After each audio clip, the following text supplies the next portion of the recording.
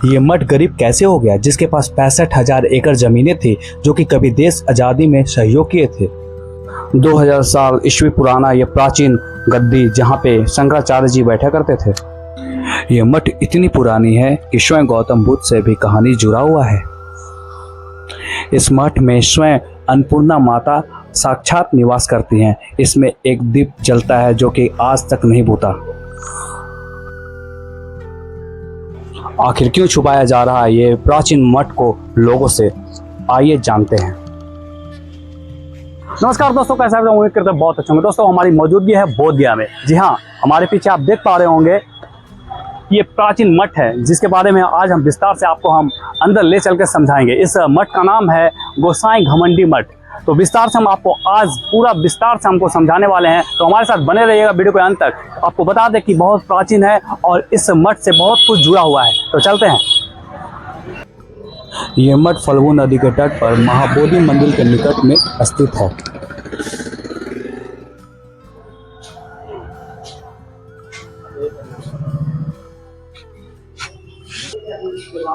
दोस्तों, हम लोग मठ के अंदर प्रवेश कर पा रहे हैं। आप देख पा रहे हैं बहुत प्राचीन ये मठ है जिसके विस्तार से हम आपको कोशिश करेंगे दिखाने को, बताने को। बोध गया मठ शंकराचार्य द्वारा स्थापित जोशी मठ की परंपरा से जुड़ा हुआ है। ये मठ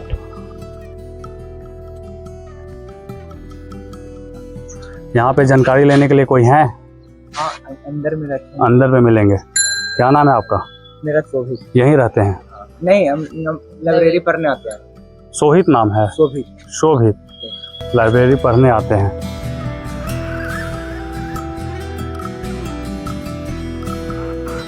आपको देखने को मिल रहा है किस प्रकार से इसका प्रांगण है, बहुत बड़ा, विशाल और बहुत प्राचीन।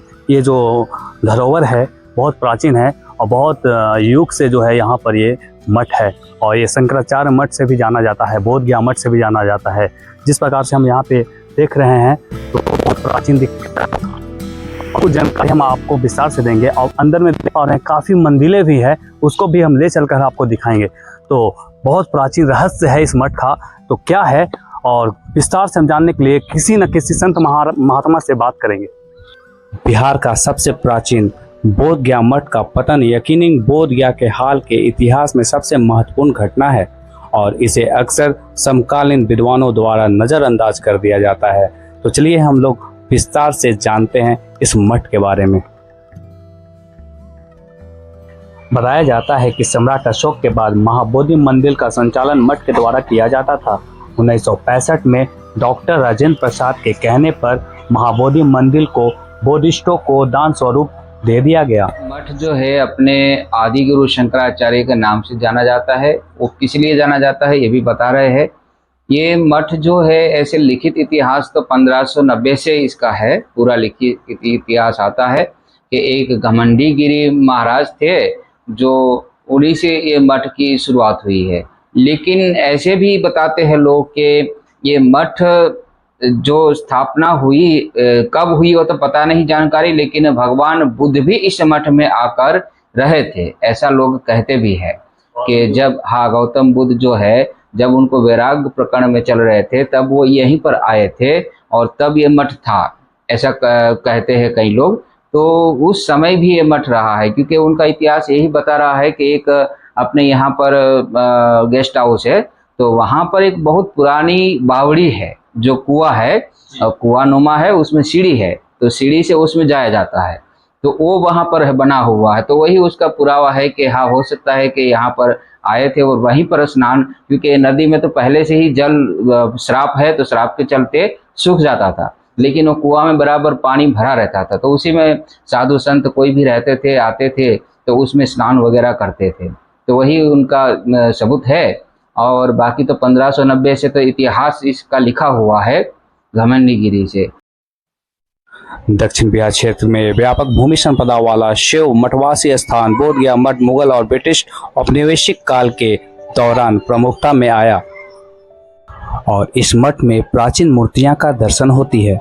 3 से 4 हजार साल पुराने सनातन धर्म की कई मूर्तियां का दर्शन यहाँ होती है। यहाँ पे कुछ गौतम बुद्ध के भी बहुत पुराने मूर्तियां का दर्शन होती है।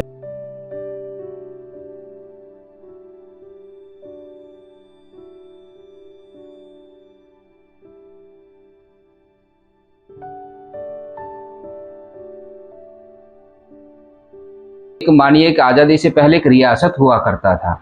जो भी संत रहते थे वो राजा रहते थे यहाँ पर, क्योंकि इनकी 65,000 एकड़ जमीन था और कई शाखाएं थी।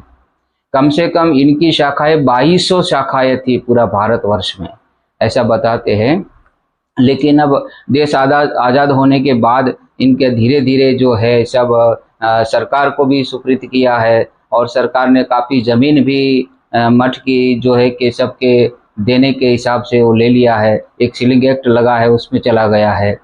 तो भी आज इस मठ में कम से कम अभी 250 एकड़ ज़मीन है। और इस मठ ने जो ये मगध यूनिवर्सिटी आप देख रहे हैं, तो मगध यूनिवर्सिटी को पूरा 300 एकड़ दान दिया था ज़मीन, ये मठ ही ने दिया है। और जो आप गौतम बुद्ध, जो भगवान बुद्ध का मंदिर आज देख रहे हैं, वो मंदिर भी 1965 तक इस मठ के ही पूरा के पूरा अंदर में था। पूरा का पूरा मठ ही इसका संचालन करता था। 1965 में डॉक्टर राजेंद्र प्रसाद राष्ट्रपति जो है वो यहाँ पर आए और उन्होंने जो है इस मठ के महंत से उस समय एक दान स्वरूप मठ और मंदिर को मांगा। क्यों? इसलिए कि वो मंदिर बुद्ध मंदिर है, तो काफ़ी बौद्धिस्ट जो है उससे आकर्षित है, उनको चाहते हैं।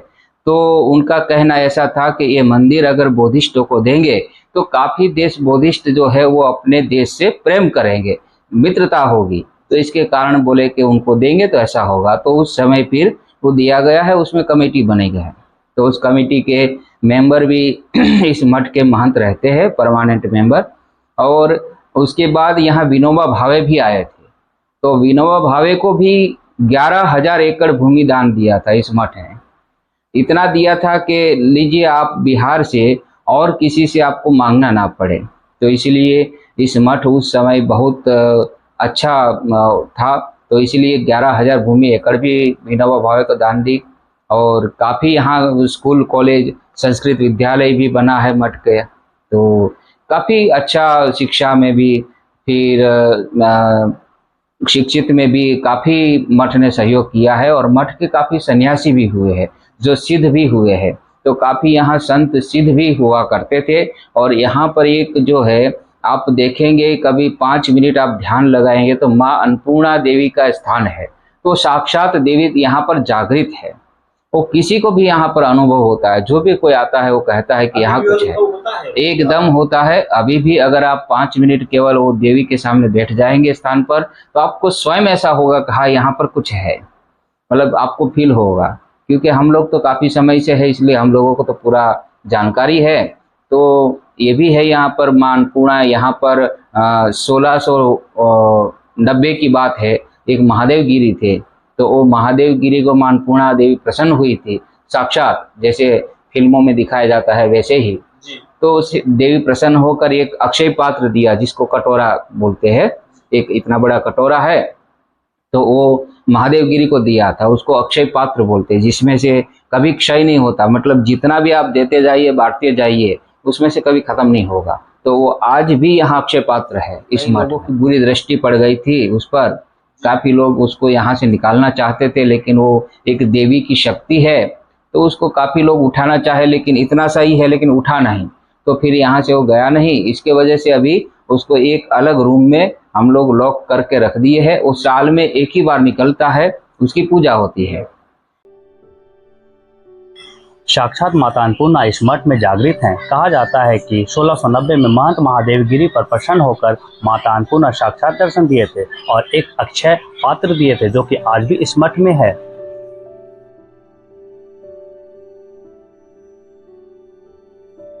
यह मठ न सिर्फ सनातन धर्मियों के पौराणिक स्थलों को संरक्षण किया, बल्कि आजादी के दीवानों को भी परोक्ष रूप से समय समय पर मदद भी करता था।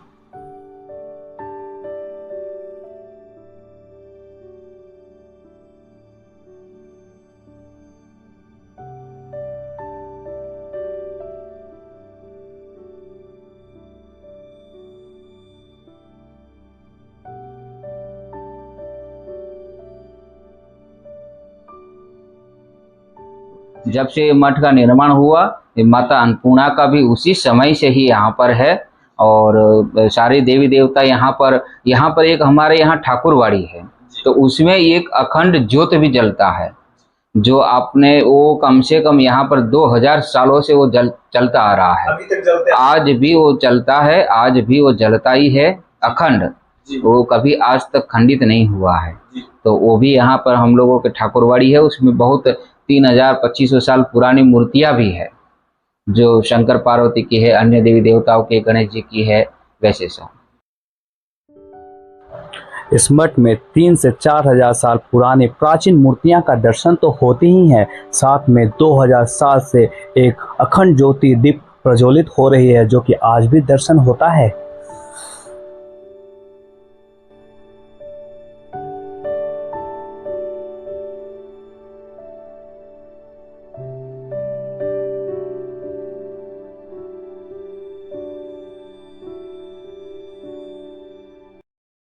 जब भगवान बुद्ध के जाने के 200 साल बाद जब ये बोधिष्टों ने वितंडावाद खड़ा कर दिया था, मतलब एक अलग ही धर्म स्थापित कर दिया था, तो उस समय जब शंकराचार्य जी का अवतरण हुआ था तो वो यहाँ भी आए थे, और जो आप अभी गद्दी देखे होंगे उसी गद्दी पर वो बैठे हुए थे, और वहीं पर बोधिष्टों से शास्त्रार्थ हुआ था। तो उस शास्त्रार्थ में फिर बोधिष्टों को पराजित किए थे, और तब आदिगुरु शंकराचार्य एक संप्रदाय बनाए थे, उसमें 10 नाम एक संप्रदाय है। तो वो 10 नाम का इसमें भी एक दिया है कि गिरिनामा ए मठ है, इनको भी गिरिनामा दिए थे शंकराचार्य जी ने, इसलिए ये शंकराचार्य जी से जुड़ा हुआ है मठ। बिहार के गया बोध गया मठ ने 1857 के सैनिक विद्रोह में बुजुर्गों महिलाओं को संरक्षण दिया था। इसके कारण ब्रिटिश शासन मठ से काफी नाराज हुआ था। आजादी के बाद भी मठ का अहम योगदान रहा।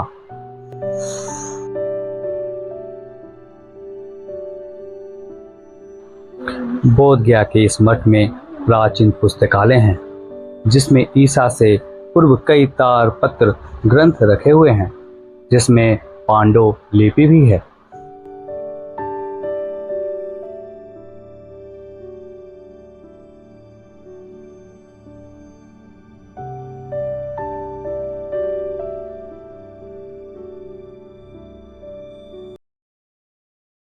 एक सन्यासी है, हमारा नाम सत्यानंद गिरी है, और इस मठ में दीक्षित हुए हैं, और आज इस मठ की हम लोग जो है अंदर का सारा देखरेख भार जो है मेरे पर है, अभी वही हम लोग कर रहे हैं। स्वामी जी, और जैसे यहाँ पे संत लगभग कितने संत यहाँ पे? जी अभी यहाँ पर 14 से 15 संत है। हाँ, जो काफी इसमें से कुछ पुराने भी है, जो यहाँ पर आजादी से पहले यहाँ पर रहते हैं, जो दीक्षित हुए हैं, वो आज भी यहाँ पर 100 साल जिसका हो गया है, किसी का 85 साल हो गया है, किसी का 80 साल हो गया है, तो वैसे भी संत यहाँ पर अभी है। तो मठ के अंदर शिवालय है, जितने भी यहाँ पे संत लोग, महात्मा लोग, सन्यासी लोग जो भी आते थे, वो यहाँ पर जितने भी आते थे वहाँ पे तपस्या करने के लिए अपना अपना शिवालय जो है यहाँ पे बना देते थे। आप देख पा रहे हैं किस प्रकार से खंडर ये बना हुआ है, आप देख पा रहे होंगे। तो कुछ थोड़ी सी अंधेरा हो चुकी है। यह आम का भी गाछ है और जिसमें फल लगा हुआ है, तो अद्भुत, लेकिन ये कुछ नज़र नहीं है सर। यहाँ पे सरकार को थोड़ा सा ध्यान देना चाहिए। प्राचीन धरोहर जो है हमारा सनातन मठ जो है, उस पे ऊपर थोड़ा सा कृपा करना चाहिए। आप देख पा रहे होंगे इधर जो है प्राचीन अद्भुत ये जो मंदिर है, आप देख पा रहे होंगे दोस्तों, ये बहुत पुराना मंदिर जो आपको नज़र आ रहा है, सब शिवालय है। जितने भी संत लोग यहाँ पे आते थे अपने अपने शिवालय यहाँ पर बनाते थे। आप देख पा रहे होंगे सब जितने भी सन्यासी हैं सब अपने अपने जो भी आए यहाँ पर अपना ये मंदिर तैयार किए। आप देख पा रहे होंगे हर मतलब कि मंदिर में भगवान शिव यहाँ पे विराजमान है।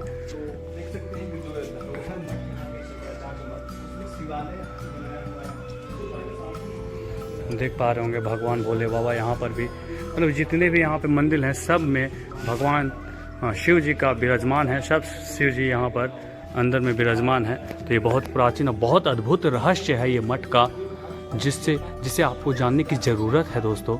तो अवश्य आएँ।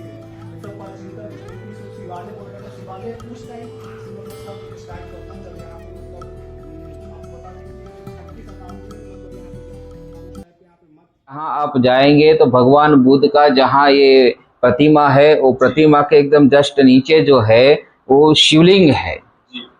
तो वो शिवलिंग ही पहले था वहां पर। बताते हैं बहुत, वो तो अब ऐसे ही कहानी है, लेकिन सत्य भी है कि पहले वहां एक शिवालय हुआ करता था, जो छोटा सा एक मंदिर था। उसी के पास में पीपल बहुत बड़ा वृक्ष था, तो उसी के नीचे बैठकर भगवान बुद्ध ने साधना की थी और वहीं उनको ज्ञान की प्राप्ति हुई थी। लेकिन आज वहीं पर भगवान बुद्ध हो गए हैं और शिवलिंग आज जो है बहुत छोटा हो गया है वहाँ। जी, दबते जा रहा है सनातन दबते हैं। बौद्धिस्ट लोग जो सनातन गुरुओं को दबाते जा रहे हैं। हाँ। हमें समझ से बाबा जी की हमको लगता है कि भगवान शिव का ही आराधना कर रहे थे बैठकर वहाँ। एकदम बिल्कुल यही ऐसा ही है। वहां पर यही था, वहां पर भगवान शिव की ही वो आराधना कर रहे थे। तो सगुण से निराकार हुए थे जी। तो वो पहले तो सगुणी थे, जो भी हम लोग कोई होते हैं पहले सगुणी होते हैं। तो सगुण से आप निर्गुण निराकार की उपासना कर सकते हैं। निर्गुण निराकार उसको बोलते हैं कि जिसका कोई आकार नहीं। जो हमारे अंदर भी कोई एक आत्मा है, उनका भी कोई आकार नहीं है, तो उन्हीं को जानने का अर्थ बोलते हैं निर्गुण निराकार को हम प्राप्त हो गए हैं। हाँ, जब तक नहीं जानेंगे तब तक सगुण साकार। सगुण साकार क्या है कि मूर्ति है, कोई प्रतिमा है, कोई संत है, कोई गुरु है, उन्हीं को हम लोग भगवान मानकर पूजते हैं। लेकिन जब अपने ही स्वयं वो आत्म दर्शन हम कर लेते हैं, उसको आत्मज्ञान बोलते हैं, वो प्राप्त होने के बाद ही हम वो सबसे विलुप्त हो जाते हैं और निर्गुण निराकार में मिल जाते हैं जी। जब बुद्ध भगवान ने ज्ञान की जो मतलब खोज में जब निकले थे, जब बुद्ध यहाँ पे आए थे, उसके पहले से यहाँ पे जो मठ में मतलब साधु महात्मा पहले से यहाँ पे उपस्थित थे, पहले से यहाँ पे साधना करते थे। बिल्कुल, उस समय भी यहाँ साधु महात्मा बहुत संख्या में रहते थे, हजारों की संख्या में रहते थे। तो उस समय यहाँ पर आए थे। तो कई ऐसे पुराने महात्मा बताते हैं कि उस समय यहाँ काफी हल्ला गुल्ला और काफी महात्मा रहने से भगवान बुद्ध थोड़ा सा साइड में जाकर, जो ढोंगेश्वरी है एक, वहां जाकर साधना करते थे। लेकिन वो यहाँ भी आ जाते थे और प्रसाद भी यहाँ पाए हुए हैं, ऐसे बताते हैं। ये महाबोधि टेम्पल जो काफ़ी डिस्टेंस में नहीं है, यहाँ 100 मीटर के डिस्टेंस में है। और यहीं पर आकर गौतम बुद्ध ने इसी मठ पर, यहाँ तक बाबा ने बताया कि इसी मठ में आकर उन्होंने ठहरा और इस जगह पर जाकर ज्ञान प्राप्त किया। तो सोच सकते हैं जब गौतम बुद्ध इस जगह पर आए हैं और ज्ञान प्राप्त किए, उनको इस समय से ये मठ है, तो कितनी प्राचीन मठ है। आपको मैं बता दूं कि मठ के सहयोग से काफ़ी दिनों तक सुरक्षा के अनुसार उस मंदिर को भी रखा गया और बहुत सहयोग किए हैं। ये मठ के अनुसार बहुत लोगों को सहयोग किया गया, बहुत लोग इससे जो है बहुत सेवा लिए हैं। तो बहुत प्राचीन है। अगर आप आते हैं तो ज़रूर आइए, बोध गया घूमने अवश्य आते होंगे तो इस मठ में आकर भी कुछ जानकारी लीजिए और यहाँ पे घूमने आइए। हो सके तो इस मठ के लिए कुछ करने की कोशिश कीजिए। हमारा ये धरोहर है, बहुत प्राचीन धरोहर है। आप लोग से हम निवेदन करेंगे कि आप लोग ज़रूर आएँ और इस अद्भुत जो है हमारा प्राचीन, उसको आकर आप ज़रूर देखें। हमारा ये आज भी हमारा गया बिहार, बोध गया में आपको ये देखने को मिलता है। तो दोस्तों, आशा करते हैं ये वीडियो आपको पसंद आया होगा। मिलेंगे एक नए वीडियो के साथ। जय हिंद, जय भारत।